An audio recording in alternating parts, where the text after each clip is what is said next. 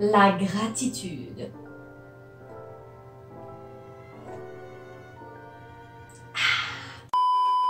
Bonjour à tous! Aujourd'hui, j'ai eu à cœur de faire une vidéo pour vous parler un peu de ma vision sur ce qui est le christianisme pour moi, comment je le vis et comment je perçois Dieu et la relation qu'on peut avoir avec Dieu. Je parle pas simplement d'une relation en tant que telle, mais ça peut être un rapport aussi, la façon que on se considère par rapport à Dieu. J'aimerais commencer tout d'abord en disant que je ne prétends pas détenir toute la vérité. Tout ce que je vous dis, ce sont des interprétations, c'est ma compréhension des choses. Je veux vous transmettre où j'en suis aujourd'hui dans ma réflexion de notre rapport avec Dieu puis notre façon de vivre la vie chrétienne. Souvent, la façon qu'on constate le christianisme aujourd'hui, j'ai l'impression, on peut voir ça comme des obligations, comme la Bible étant un ensemble de lois, de règles, de choses à suivre pour vivre une vie morale, bonne, aux yeux de Dieu et aux yeux des chrétiens de notre entourage. Mais j'ai tendance à voir les choses tout autrement. Je vois plutôt la vie chrétienne comme étant une relation qui se bâtit entre Dieu et nous. Et à travers cette relation-là, ce que ça va nous amener, c'est qu'on va chercher à vivre une vie qui plaît à Dieu et par le fait même, une vie qui nous permet de nous épanouir. Je vais revenir un peu plus tard là-dessus. Et ce que j'aimerais aborder maintenant, en fait, c'est les 3 rapports, je pense, que l'on peut entretenir avec Dieu et qui vont nous amener plus loin et qui vont enrichir notre vie. Des bons rapports à avoir avec Dieu. Les 3 types de relations que l'on devrait entretenir avec Dieu, et ce simultanément, je pense que c'est le fait d'être un serviteur de Dieu, d'être son enfant et être un amoureux, avoir une intimité avec le Seigneur. Laissez-moi vous plonger dans quelques passages de la parole qui expriment justement ces 3 façons qu'on devrait interagir avec Dieu. Et je parle pas de notre devoir en tant que chrétien, mais je pense que c'est la façon la plus optimale et la plus saine de vivre une relation avec Dieu. Donc, le premier passage, c'est dans Psaume 103, verset 13, qui dit « Comme un père aime ses enfants, le Seigneur aime avec tendresse ceux qui le respectent. » J'aimerais spécifier ici que le passage ne dit pas que Dieu déteste tous ceux qui ne croient pas en lui. Dieu laisse le libre choix à l'être humain de croire en lui ou non, et de l'aimer ou non. Mais lorsque on choisit d'inviter le Seigneur à venir vivre dans nos cœurs, il nous adopte par le fait même dans sa famille et on devient ses enfants. Et comme un père plein de tendresse, Dieu aime ses enfants. Donc, ce passage-là nous montre qu'il y a une relation père-enfant que nous sommes appelés à vivre avec Dieu. Un autre passage qui en parle, c'est Hébreux 12, verset 6. Voici. Le Seigneur corrige celui qui l'aime, il reproche tous ceux qu'il reconnaît comme ses fils. Et ce passage-là, en fait, c'est une citation un peu modifiée de Proverbe, parce que dans Proverbe, ça dit beaucoup que c'est important pour un parent de faire des reproches à ses enfants, non pas pour le dévaloriser, mais pour qu'il apprenne à bien se conduire. Parce que si on laisse un enfant faire tout ce qu'il veut, c'est encore plus nocif pour lui que de le corriger justement. Mais tout de même, on voit ici que cette relation-là d'un père avec ses enfants, qui éduque ses enfants, dans cette relation, il y a aussi beaucoup d'amour qui se dégage. Un père parfait, ce que Dieu est un père qui aime ses enfants et qui, par amour pour eux, va vouloir leur dire lorsqu'ils sont sur un mauvais chemin et les aider à se retourner vers le bon chemin. Donc, c'est ce qu'on peut voir dans ces 2 passages. Maintenant, en ce qui concerne la relation de serviteur, les passages que j'aimerais vous lire, c'est dans 1 Corinthiens, les 2 passages. Le premier passage, c'est 1 Corinthiens 10, verset 31, qui dit « Donc, quand vous mangez, quand vous buvez ou quand vous faites autre chose, agissez en tout pour la gloire de Dieu. » L'autre passage, c'est 1 Corinthiens 15, verset 58, qui dit « Alors, mes frères et mes sœurs très aimés, soyez forts, soyez solides, travaillez toujours mieux au service du Seigneur. Vous le savez, en le servant, vous ne travaillez pas pour nous. » Ces 2 passages-là nous montrent que tout ce qu'on fait, en fait, on devrait le faire pour Dieu, en tant que son serviteur et Dieu en tant que notre maître. Et donc, on devrait lui dédier tout ce qu'on fait. Et on sait que ça, c'est pas pour rien parce que ça lui rend gloire et ça permet l'avancement de son royaume. qui est une des choses les plus extraordinaires parce que grâce à son royaume, au salut qu'on a en Jésus-Christ, on a la vie éternelle. Et ça, c'est une chose qui est vraiment absolument incroyable. Prochain statut officiel avec le Seigneur, c'est la relation amoureuse, en fait, avec Dieu, qu'on devrait être des gens qui aiment le Seigneur vraiment comme un couple, je dirais. Puis le passage qui me vient à l'esprit quand je pense à cela, c'est dans Matthieu, chapitre 22, versets 35 à 37. L'un d'eux, un maître de la loi, veut tendre un piège à Jésus et lui demande, « Maître, dans la loi, quel est le commandement le plus important? » Et Jésus lui répond, « Tu dois aimer le Seigneur ton Dieu de tout ton cœur, de tout ton être et de toute ton intelligence. C'est le plus important et le premier des commandements. » Ce passage nous montre qu'on est vraiment appelé à aimer Dieu. Une chose qui m'aide à comprendre ça, en fait, c'est ma relation avec mon mari. Puis, avant que je me marie, j'avais l'idée préconçue que le mariage, il fallait que tu travailles, que tout soit intentionnel, que parce que mon mari aime ça, je vais le faire pour lui.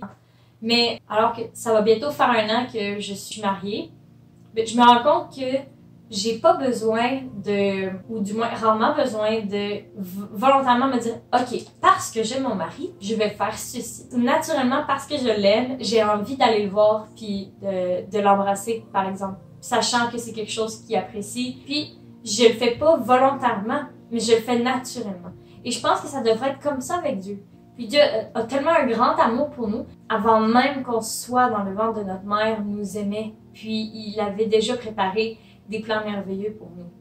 Puis ça montre tout l'amour que Dieu a envers nous. Lorsqu'on y goûte, ça nous émerveille, puis ça nourrit en nous un amour pour Dieu. On peut développer par la prière cette relation amoureuse-là avec Dieu. Parce qu'en fait, la prière, c'est simplement de parler à Dieu. Puis quand on vient dans sa présence, puis on se met à lui parler, Dieu nous parle, puis c'est dans ces moments-là, des moments d'intimité, qu'on peut développer cette relation amoureuse-là. Lorsqu'on apprend à connaître Dieu à travers la parole, on découvre à quel point qu'il est bon, qu'il nous aime, puis tu peux pas ne pas tomber amoureux de Dieu quand tu comprends la nature de qui il est, la nature de l'amour, de la bonté, la bienveillance qu'il dégage. J'aimerais justement revenir sur ce que je disais au départ. Je parlais qu'il y a un sentiment de culpabilité qui vient parce qu'on se met un devoir de faire les choses au lieu de simplement, de par notre relation avec Dieu, les faire naturellement. Je peux me donner le devoir d'aimer mon mari, comme j'expliquais tout à l'heure, mais si j'apprends à le connaître et que je développe un amour vrai et profond pour lui, tout ça se fait naturellement. Je pense que la vie chrétienne, c'est pas seulement d'être un bon chrétien ou de vivre une bonne vie morale. Je pense que si on se limite à ça, on passe à côté de bien des choses extraordinaires. Parce qu'en fait, lorsqu'on voit la vie chrétienne comme une série ou un ensemble d'engagements, de règles, de lois, de devoirs à accomplir, eh bien, on devient seulement un serviteur. À ce moment-là, on voit Dieu comme un maître qui nous opprime et ça devient presque une relation plus d'esclave que de serviteur. On est soumis à l'autorité, puis si on fait pas la bonne chose, on est puni. Mais grâce à la nouvelle alliance, on n'est pas puni pour nos péchés. Dieu nous pardonne. Dieu a racheté nos péchés sur la croix en envoyant son Fils Jésus. Et on ne devrait pas vivre dans la culpabilité. Oui, on est appelé à ne pas vivre dans le péché, mais on n'est pas appelé à vivre une relation malsaine, de se culpabiliser tout le temps, puis de toujours se taper sur la tête parce qu'on a fait des choses qui sont mauvaises. Quand on fait ça, on entretient une relation avec la culpabilité. Et la culpabilité, ça nous prive du plus bel épanouissement qu'on pourrait vivre. Ça nous prive de ce qu'est la vraie vie chrétienne. C'est une vie d'amour remplie de l'esprit. Si on vit constamment dans une forme de culpabilité, de l'extérieur, peut-être que ça va avoir l'air beau, mais à l'intérieur, on ne vivra pas un sentiment d'épanouissement, de plénitude et d'amour envers Dieu. Parce que c'est difficile d'aimer quelqu'un qui fait juste nous pointer du doigt qu'est-ce qu'on fait de la mauvaise façon et qui nous fait sentir coupables. Et c'est pas le Dieu que l'on sert. Oui, il sait ce qui est bon, oui, il sait ce qui est mal, mais Dieu veut pas nous culpabiliser. Ça, c'est l'ennemi de notre âme qui veut faire ça. Dieu veut qu'on s'approche de lui, qu'on l'aime et que, à travers cette relation-là, les fruits de l'esprit, la bonté, la bienveillance, l'amour, la patience, découlent naturellement de notre vie. Je pense qu'une relation avec Dieu vaut 1000 fois mieux qu'une relation qu'on entretient avec la culpabilité, le péché. je tiens à spécifier, je ne dis pas qu'on peut faire tout ce qu'on veut, mais je pense que, en fait, c'est quelque chose qui devrait naturellement faire partie de nous quand on développe une relation avec Dieu parce qu'on va vouloir lui ressembler. Et le Père nous a mis des barèmes, comme un père met des règles dans une maison pour ses enfants. Si je respecte ces barèmes-là, je vais être protégée, je vais être en sécurité et je vais vivre une vie qui va me permettre d'être bien et de ne pas faire de mal aux autres ni de me faire de mal à moi-même. Et j'aime beaucoup mieux voir ça comme ça que de voir Dieu comme un père qui donne une fessée à ses enfants à chaque fois qu'ils font quelque chose qui lui déplaît. Parce qu'on ne sera jamais parfait, puis il faut l'accepter aussi. C'est un cheminement. Mais Dieu veut le vivre avec nous. Il veut pas être juste une autorité, il veut être notre amoureux. Puis qu'on vive cette relation-là avec lui. Et ce que ça amène quand on choisit de vivre une relation avec Dieu, qui de là découle les fruits de l'esprit, et qu'on n'entretient plus de relation avec la culpabilité et le péché, ça fait qu'on est épanoui et qu'on vit une vie qui plaît à Dieu. Et c'est aussi quelque chose qu'on veut faire en tant que serviteur, parce qu'on est enfant, serviteur et amoureux tout à la fois. Puis, en tant que toutes ces choses, on veut vivre une vie qui plaît à notre Père, qui plaît à Dieu et qui plaît à la personne qu'on aime. Et ce qui est merveilleux, c'est que dans Romains 8, verset 28, c'est écrit que toute chose concourt au bien de ceux qui aiment Dieu. Donc ça prouve encore une fois que lorsque on sert Dieu de tout notre cœur, qu'on accepte ses reproches en tant que Père, mais qu'on accepte aussi son amour en tant que Père, et qu'on se rapproche de lui par la prière et l'intimité, toute chose va concourir à notre bien. Et même les épreuves vont nous rendre plus forts. Un autre passage de la Bible qui dit ça aussi. Je tiens à spécifier qu'il ne faut pas oublier la souveraineté et l'obéissance de Dieu. Parce que je veux dire, on sert le Dieu qui a créé l'univers, tout ce qui est autour de nous. C'est pas une relation d'égal à égal. Il faut comprendre que Dieu est quand même supérieur à nous. Puis qu'avec notre compréhension humaine des choses, on ne pourra jamais être l'égal de Dieu. Mais Dieu veut travailler en collaboration. Puis c'est pour ça que oui, il faut se soumettre si on veut aller dans sa direction. Mais en même temps, on est appelé à vivre une relation d'intimité et d'amour avec lui. Dieu ne se plaît pas uniquement à nous donner des ordres. C'est pas ça qu'il aime. C'est nous qu'il aime. Puis il veut travailler avec nous. Dieu, il veut faire un partenariat avec nous. Encore une fois, ce qui est merveilleux, c'est que Dieu ne force personne à croire en lui. Puis Dieu ne force personne. Il en est de même depuis le début.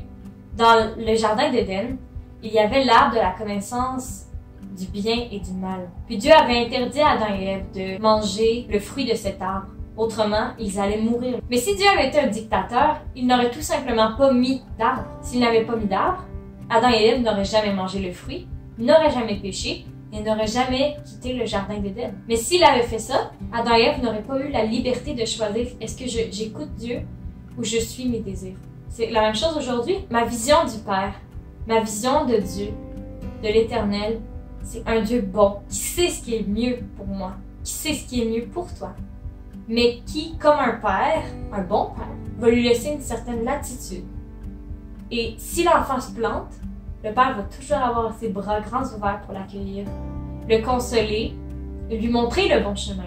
Mais si son enfant se détourne de ses voies, puis le rejette, c'est son choix. Dieu, étant un bon père, le respecte aussi. J'aimerais rajouter un petit bémol concernant les obligations. En fait, je pense que une des raisons pourquoi on peut concevoir le christianisme comme un ensemble de règles et de lois à respecter, c'est entre autres dû à cause de l'importante influence que l'Église avait autrefois au Québec.